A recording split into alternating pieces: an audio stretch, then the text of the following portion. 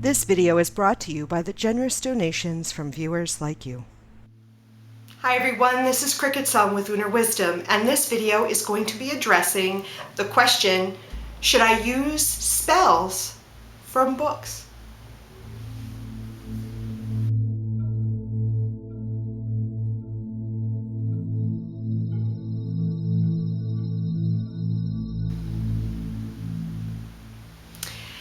Okay, so you're new to Wicca, witchcraft, magical practice, and you don't have a lot of information and you're really itching to cast some spells.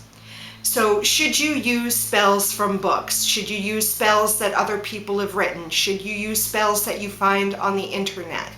Why or why not? What's my opinion in regards to this? Okay, first off, really quick, I do have another video that talks about the definitions of some words.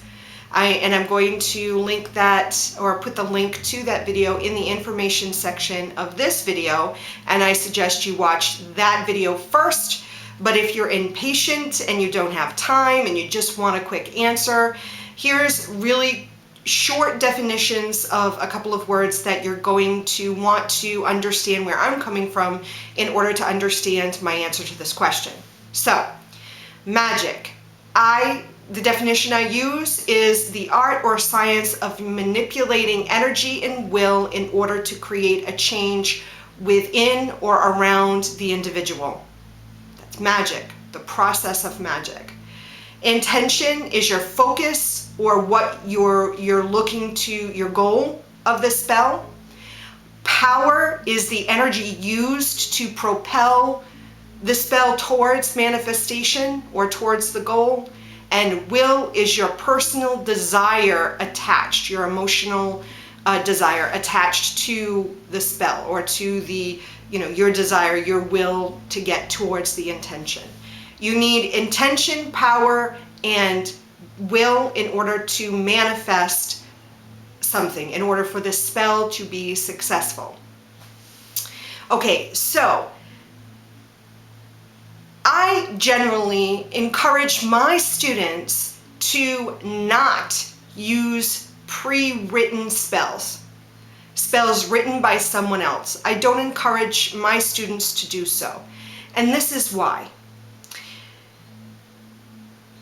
Crafting your own spell, coming up with your own correspondences, coming up with your own words that you are going to say, coming up with your own actions is going to make the spell more aligned, more in tune with your personal energy and thusly your own will. When you decide what red means to you, when you decide that I'm going to move my arm in this way, when you decide I am going to say these words, you are investing more of your time, more of your energy, more of your own desire into the goal, into the crafting of the spell. Now, this doesn't mean that if you look up a Scott Cunningham spell and decide that you're going to use it, that you're not going to be invested. But honestly, those aren't your words, those aren't your actions, those aren't your correspondences. Now, this isn't also to say that there isn't power behind those correspondences or Scott Cunningham's words. You will be aligning yourself with his intentions and his correspondences, but that will have a different type of energy. You are going to be joining your energy with another's energy. But again, my feeling is you don't know the whole story behind Scott Cunningham and why he crafted that particular spell, where with you know why, you know what you're doing and the motive behind what you're doing and why you're doing it. Which leads us to understanding why you're doing what you're doing, why you're moving your hand in this way, why you're saying these words, why you're using these particular correspondences. If you don't know why you're moving your hand in this way, why you're using a purple candle, or why you're using the herb mullein in this spell, then you are not going to be aligned with the energy and with the intention and with the will of that spell, because you don't know what the hell you're doing. You don't understand the reasons behind it. And this brings us to the idea of the witch's pyramid. To know, to dare, to will, to be silent, and to go. Before you cast any magical spell, it is important to know what you're doing, why you're doing, how you're doing, to have the knowledge of the workings of magic. How do spells work? Why do they work? And I'm not saying it's necessary for manifestation of your spells, but it's going to align you more with what you're doing. And the idea behind magic is to have your personal vibration, your personal energy, aura, essence, whatever, spirit, whatever you want to call that non-physical part of yourself. You want that aligned with what it is you're doing and the outcome of what you are going to do. This also brings in the idea of meditation, visualization. Have you meditated? Do you understand what it is to visualize the intention of your goal already manifested? Do you understand that everything happens in the non-physical or the astral realm before it becomes physically manifested? Do you understand that? And if you have no idea what I'm saying, chances are that your spell will not manifest. I'm not saying it won't. I'm saying your chances and the probability are lesser than an individual who understands what it is I'm talking about. Then you want to take into consideration the law of return. If I'm using a Scott Cunningham spell and I don't understand what I'm actually doing, how can I determine whether the law of return, the threefold law, is really something I want to embrace in regards to this particular spell? What are the consequences of my actions? Have I considered them? If I don't understand how things work, how can I consider whether this is something I truly want to do? Is it truly aligned with my desire, with my will? I say I want prosperity, but do I really want prosperity? Is there something going on in my life that is not aligned with that thought? Are there actions? Are there vibrations? Are there energies in play in my life that already has resistance or is going to stop the alignment with prosperity? To know, back to the witch's pyramid. And then let's talk about the law of correspondences, or the law of association.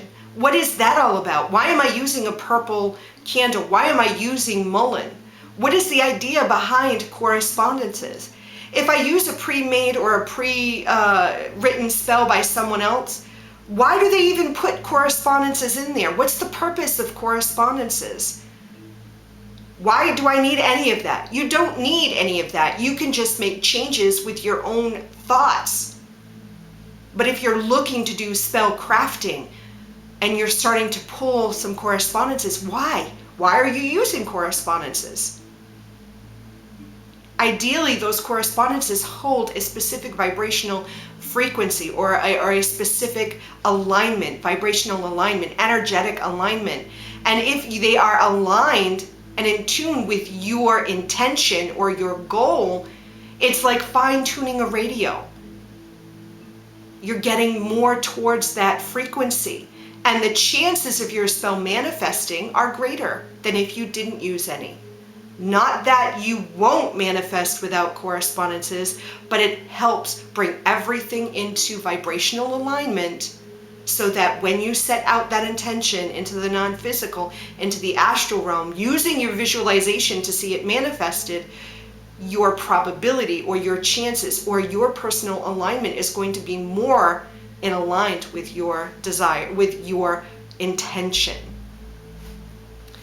So rhyming spells. Do you know why we rhyme spells? Yes, I know, I've heard and I've seen a lot of people say, well, it makes the spell easier to remember. Yes, that's one purpose. But do you hear the difference when you say something like, money, money, come to me, as I will, so mote it be? As opposed to, I want money, I manifest it, I see the money, make it happen. Do you hear the difference? Not only does the rhyming create a cadence to the spell, a rhythm, a flow, and energy is flowing. Energy And the heartbeat of the earth and ourselves is rhythm. That's why we rhyme spells as well. Words and the words that you choose when you're writing your spells, they hold power. They have meaning. Words have a vibration. So choosing your words to write in your spells have importance. And again, it helps align with the spells, crafting the spells, bringing the spells into alignment with the intention, with the goal. So in response to, should I use spells from books?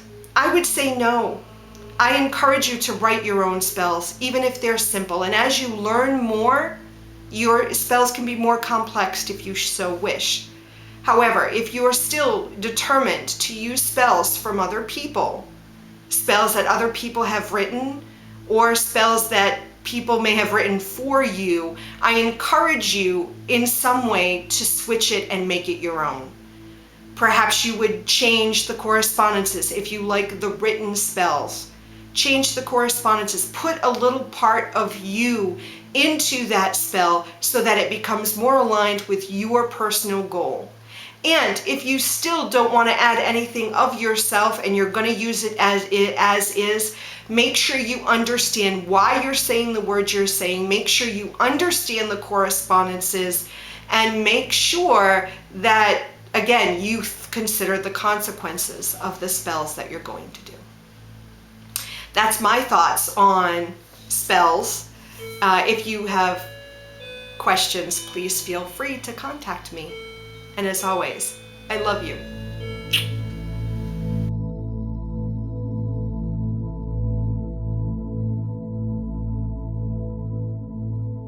If you enjoyed this video, be sure to share it with others on Facebook, Twitter, and Pinterest.